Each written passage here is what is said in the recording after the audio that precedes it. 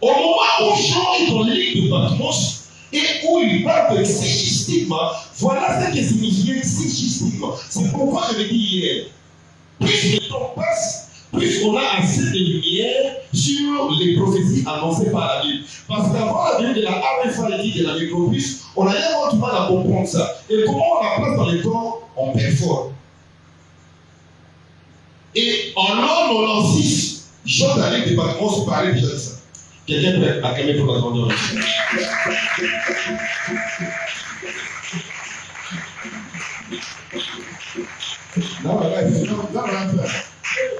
Zamba Mukolo, Zamba Mulina Hotel, Zamba Mystique.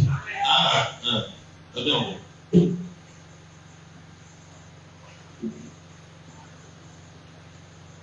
Quel est l'inconvénient du lithium? Le lithium, là, on le place dans une couverture et on l'essaie dans ta chair. Mais si seulement le lithium touche à ta peau ou à ta chair, tu as un cancer. Tu as un cancer. Voilà pourquoi il y a une protection qui est faite et qui est supposée être assez solide pour ne pas exposer les hommes au cancer. Et tous ceux qui ont cette RFID ne souffrent pas de cancer parce que leur chair n'entre pas en contact direct avec le lithium, d'autant que le lithium est à l'intérieur d'une couverture. Alors, lorsqu'on va exercer la première coupe, elle va tomber aussi sur la terre. Et sur la terre, qu'est-ce qui va se passer? Ceux qui avaient la marque de la bête auront un cancer. Ça veut dire quoi? Ces jugements-là ira briser ces micropuces dans les chairs des gens. Et ça va amener la chair au contact avec le lithium et ça va provoquer le cerf malin, donc par la vie. Je sais que tu vas pas mentir. Donc c'est trop petit, il y a pas de...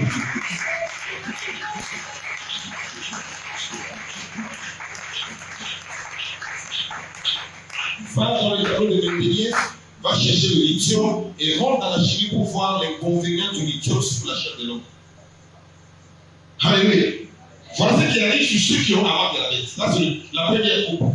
Là, je parle que de ces derniers fléaux. Et de ces derniers fléaux, pour certains, ne seront que la répétition et même l'aggravation des fléaux qui avaient déjà précédé. La deuxième coupe, on la verse où c'est? Dans la mer. Et la Bible dit quoi? La mer sera comme le sang des morts. Et tout ce qu'il y a dans la mer là mourra. Ça veut dire que les économies seront frappées parce que le poisson, c'est le symbole de la richesse. La troisième coupe, on la déverse où? Tu l'as dit sur toi. On la déverse dans le fleuve et dans les sources des eaux. Donc les gens devront boire du sang. Et là, il est dit que les jugements de Dieu sont sincères, sont justes. Ils ont versé le sang des serviteurs et aussi, ils vont boire du sang. Et, alléluia. Monsieur, tu as fait mon bagage. Mtu asoma na mtu ambaye yuko chini. Ndio ancho. Lazima wao kundisima. Baada ya soma kampo kile ndio yosema kampo kile hivi. Etikis kwa la katia kwa ya kukufa. Mwana je pale ndani kwa etikis. Alléluia. La quatrième coupe, l'ange la verse où c'est? Voyez là dans vos Bibles, sur le soleil. Et le soleil va brûler les gens. Aujourd'hui, là, il arrive le matin quand tu fais sauter. Le soleil est si ardent que j'ai besoin d'un parasoleil. En ce temps-là, le soleil brûlera les gens. Voilà pourquoi, parce que ces choses doivent arriver, qu'est-ce qui se passe? La distance qui sépare le soleil de la Palestine au jour d'aujourd'hui est réduite. Et le soleil est en train de plus en plus de se rapprocher de la terre. Et que il y a la couche au sol qui protège la terre de la très haute température du soleil. La couche au sol qui est constituée par la formule chimique O3, 3 atomes d'oxygène. Elle est en train d'être détruite, elle est en train de s'émincir, et comment manquer pour la vie à cause de l'émission de gaz à effet de serre. Donc ce sont ces gaz-là qui sont en train d'émietter la couche ozone. Donc, si elle était aussi large comme ça, à cause des gaz à effet de serre qui sont émis par les grandes usines qui vous fabriquent les armes et les grandes usines chimiques, cette couche-là s'émincit. Et pendant que la couche qui protège les hommes du soleil s'émincit, le soleil même qui était là,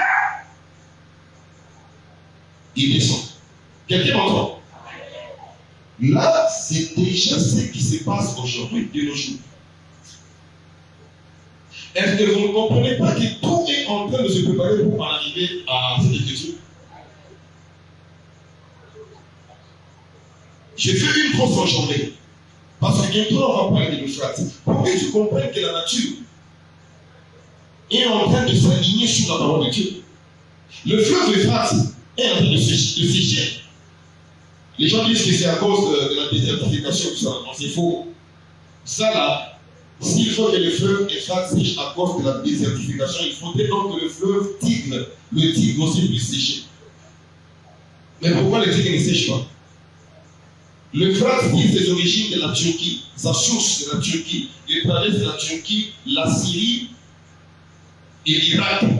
Et même les Syriens sont en train d'accuser les Turcs aujourd'hui, disent que les Turcs ont rétréci le fleuve pour punir les Irakiens et les Syriens.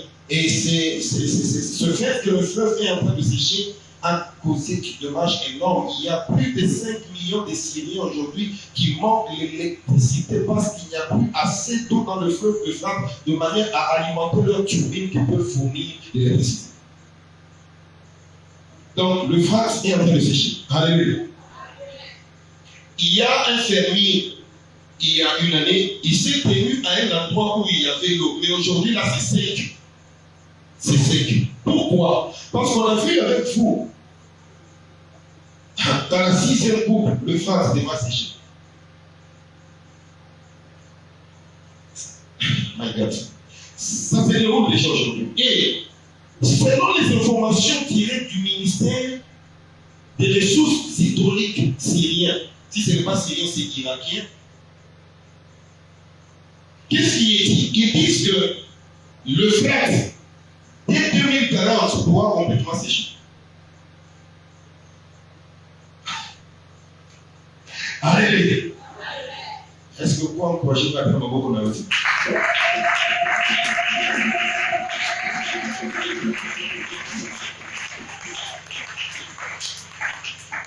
Et donc, pour qu'il ait eu un projet de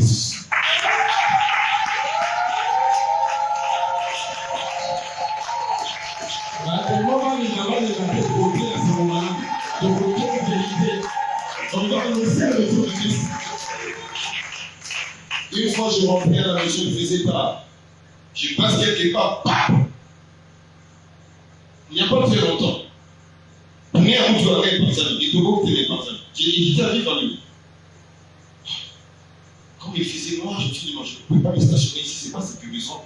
J'avançais jusqu'à la 7e rue. J'ai roulé tout doucement parce que le pneu avait complètement éclaté. J'ai même appelé mes fils ici, Nixon, et dans cette Nixon venait se couler vers minuit. Alors on a passé les pneus de réserve rapidement et puis on a continué la course. Les jours qui ont suivi, je me dis, même si c'était nuit et qu'il y avait pluie, mais je suis un usager régulier de ces tronçons de route. Je sais qu'ici, là, il n'y a pas de problème. Donc,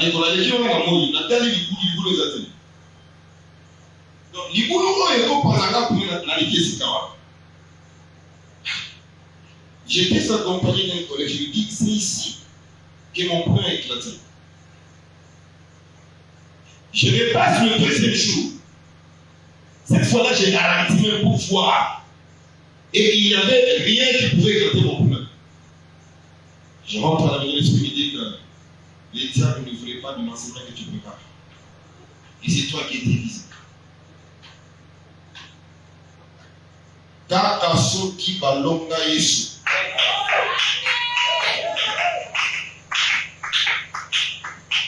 Je pouvais faire un tournoi là facilement.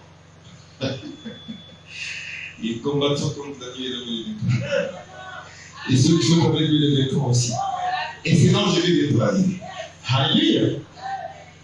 Vous comprenez donc que je vous ai aussi dit, parce que je vais en arriver.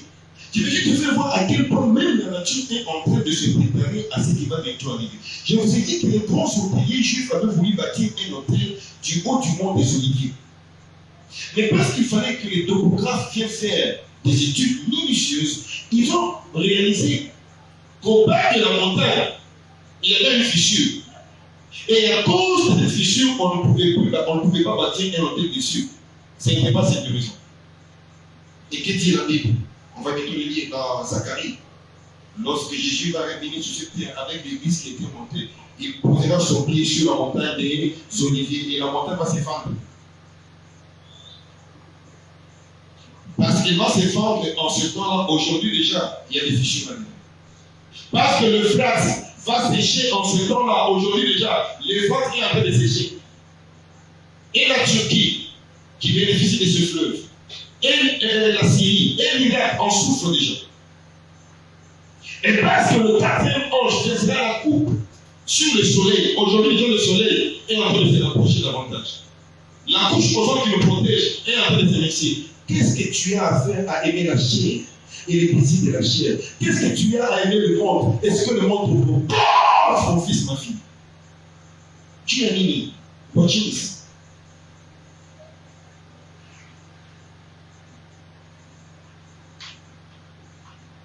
Le cinquième ange il verse sa coupe poussée sur le trône de l'Antéchrist, sur le trône de la bête, et les ténèbres remplissent son royaume. Il y a une telle douleur que les gens se mordent la langue. Le sixième ange va déverser sa coupe poussée sur le Frat, pour que le Frat se dessèche, de manière à permettre aux armées venant de l'Orient d'arriver à Armageddon. Armageddon, c'est le lieu où s'était passée la guerre de Josaphat dans la vallée de Megiddo. Le fleuve Euphrate, c'est un fleuve qui n'est pas guéable sur toute sa longueur. Il vous fait plus ou moins 2800 km si je m'abuse. Donc tu ne peux pas nager dans ces fleuves-là, ni avoir moins naviguer. Mais parce qu'il faut que les armées passent par là, pour arriver à la vallée de Megiddo, les armées qui viendront de l'Orient, il faut que l'Euphrate sèche. Et aujourd'hui, en préparation du séchement complet de l'Euphrate au temps de la sixième coupe, l'Euphrate déjà aujourd'hui est en train de dessécher. Et toi tu es là, dans mon tour celui-là je ne lui parlerai jamais. Celui-là, elle peut se jouer de moi. Quand moi j'étais, hey my God. Mais vois les choses qui sont en train de se passer. Et il arrête avec ses prédications là. Il y a un ensemble de la tabelle. Il y a un ensemble de la. Il t'a montré. Il y a un rôle à Noé. Il y a une chose à la carte dans la 8. Alléluia. Et lorsque le septième ange verse sa coupe, aussi on dit qu'il s'en est fait.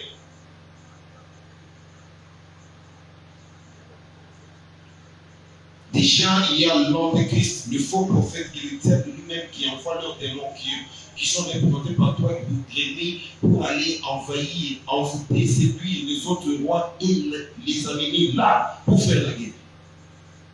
La guerre d'Armageddon. Donc, la guerre d'Armageddon arrive quand? Lorsqu'on sort ou lorsqu'on verse la septième coupe. La septième coupe, elle est dans la septième trompette. Et la septième trompette, c'est la dernière trompette qui fait partie du septième sceau. J'ai dit que et sceau, et trompette, et coupe, tout ça là, ce ne sont que des jugements qui vont s'abattre sur la terre. Voilà, toi tu peux te retrouver sur la terre. Ça m'est fait. Ils vont se rassembler. Et lorsqu'ils vont se rassembler, la Bible dit, parce que pendant ce temps-là, l'Église ne sera plus sur terre. L'Église sera déjà partie. Pendant que tous ces événements affreux arrivent sur la terre, l'Église, nous ne serons plus là. Voilà pourquoi je t'invite à aimer le ciel. Je t'invite à aimer le ciel. Je t'invite à aimer le ciel. Et je prie que le Saint-Esprit remplisse ton cœur de l'amour du ciel. Alléluia. Ces choses vont arriver. Ceux qui disent que le Baba 2750 ans avant et qui se voit le 14 mai 1948, ça aussi, ça va aller. Mais je vous ai dit que le ministère des Affaires hydrauliques a annoncé que le l'Euphrate séchera dès 2040. Et je vous dis aussi que aujourd'hui, il y a eu un signe qu'on a vu aux côtés de l'Euphrate, le signe de Oméga. Hein? Oméga, c'est presque ça. Oméga. Dieu est l'alpha et Oméga. Ça veut dire quoi? Si même la nature commence à transmettre que c'est l'oméga, mais non. Qu'est-ce que vous avez à vous accrocher à ce que le monde vous propose? Ainsi, s'accomplira la prophétie de Apocalypse chapitre 17, verset 14 qui dit: ils combattront contre l'agneau, et l'agneau les vaincra. Ça veut dire quoi? Après le temps que l'Église aura passé au ciel, Jésus va descendre sur cette terre. Et là, de sa bouche, il va s'occuper de tous les ennemis qui aura sur la terre. Parce que nous devons régner avec lui sur cette terre pendant 1000 ans. Et pendant 1000 ans, Apocalypse chapitre 20, verset 4 à 7, écrivez seulement parce que je suis déjà à la fin pour le message de Jean-Paul. Donc le millénium commence juste à la fin de la défaite de la guerre d'Armageddon, la défaite des rois de la terre qui vont s'assembler dans la vallée de Megiddo pour cette guerre. Alors, où est-ce que nous qui serons allés au ciel allons-nous descendre? Sinon, je dis que la Bible, quand elle dit qu'ils combattront contre l'agneau, ça sera en ces temps-là. Quand le Seigneur Jésus va descendre sur cette terre, la Bible dit, afin qu'il là où il est, nous y serons toujours. Donc nous serons avec lui. Mais écoutez, la Bible dit ici, ils combattront contre l'agneau, et l'agneau les vaincra. Car il est le roi des rois, le Seigneur des seigneurs. Et ceux qui sont avec lui, les vaincront aussi. Les fidèles, les appelés et les élus. Mais ils combattront contre l'agneau, et l'agneau les vaincra. Ça veut dire quoi? Ce combat-là, nous, parce qu'on est le pouce, nous ne pouvons pas combattre. Lui-même là, va s'occuper de l'adversaire. Et il va les vaincre. C'est comme le dimanche ou le mercredi, les léopards ont gagné, tous ont été contents, mais toi tu connais même la loi des loges, tu ne connais pas. Même tu es content, pourquoi? Notre représentant, les léopards, ils ont gagné, nos représentants.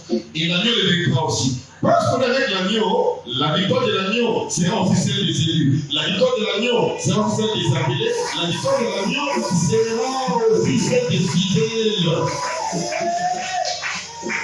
Voilà pourquoi Zacharie chapitre 12 dit, et même chapitre 14 d'abord, verset 4, il dit que lorsque Jésus va revenir, il va poser ses pieds sur le mont des Oliviers. Zacharie 14. Voilà pourquoi le mont des Oliviers, jusqu'aujourd'hui, rien n'est construit dessus.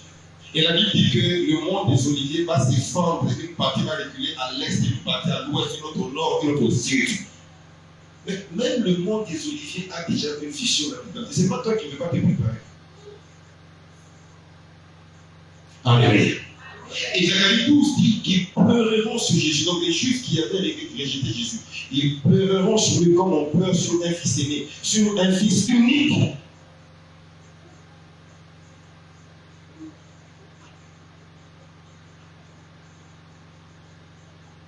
Et enfin, après les 1000 ans, parce que pendant ces 1000 ans, on va lier l'Antéchrist et les faux prophètes. Ils iront déjà dans les temps de feu. Et Satan lui-même sera lié pour 1000 ans, il sera dans la Bible. Et à la fin de ces 1000 ans, tout ça c'est l'Apocalypse 20. Le faux prophète et l'Antéchrist, eux ne seront pas relâchés. C'est le diable qui sera un peu relâché pour venir combattre encore Jésus. Mais lorsqu'il sera relâché, ça sera lors de la guerre de Gog et Magog. La guerre de Gog et Magog d'Apocalypse 20, 6 et 7, elle est différente de Gog et Magog d'Ézéchiel chapitre 38 et Ézéchiel chapitre 39, parce que Gog et Magog d'Ézéchiel 38, 39 viennent d'osser, on a défini Gog et Magog. Mais Gog et Magog d'Apocalypse chapitre 20 ne se passera pas sur la montagne, sur les montagnes d'Israël. Et les contours ne sont pas les mêmes. Et ça sera juste ça dont je vais parler le dimanche en conclusion de mon enseignement, et puis on passera aux questions. Mais pour aujourd'hui, je t'invite à te lever et à prendre ton Bible.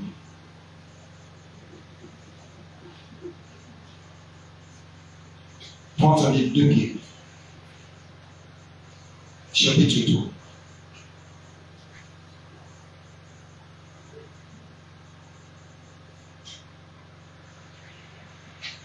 Aujourd'hui, on ne va pas tout lire, mais le dimanche, on lira tout. Mais on va juste lire du verset 1 au verset 8 aujourd'hui. Vous y êtes? 1. Voici déjà bien-aimés, la seconde lettre que je vous écris. Je vais entendre ta voix. Dans l'une et dans. Et vous avez la Bible dit 2 Pierre 3.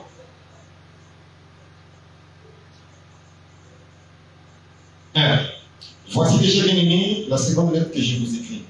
Dans l'une et dans l'autre, je cherche à éveiller par des avertissements votre saine intelligence, afin que vous vous souveniez des choses annoncées d'avance par les saints prophètes et du commandement du Seigneur et Sauveur, enseigné par vos apôtres, sachant avant tout que dans les derniers jours, il viendra des moqueurs avec leur raillerie, marchant selon leur propre convoitise et disant: où est la promesse de son avènement? Car depuis que les pères sont morts, tout demeure comme dès le commencement de la création.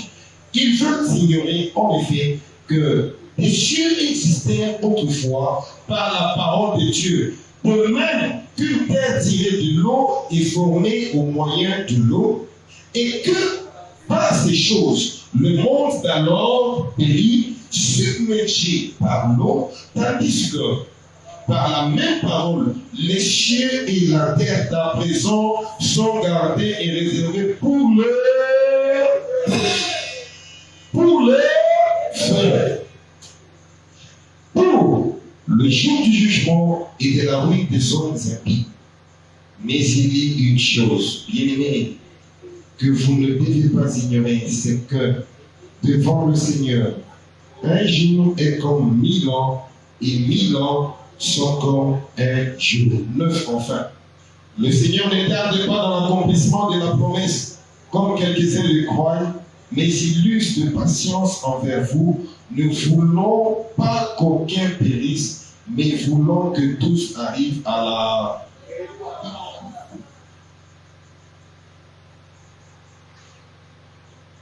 Dieu veut que tous arrivent à la repentance. Et le dimanche, on va lire tous les chapitres. Bien-aimé dans le Seigneur, tu sais ta vie, ton comportement. Je veux juste d'abord que tu commences à dire merci à Dieu pour ce message d'aujourd'hui. Et les enfants, on n'attend pas la musique. Comment tu te donnes à dire merci à Dieu pour cet enseignement, mais également merci à Jésus pour la place qu'il est en train de te préparer maintenant là au ciel.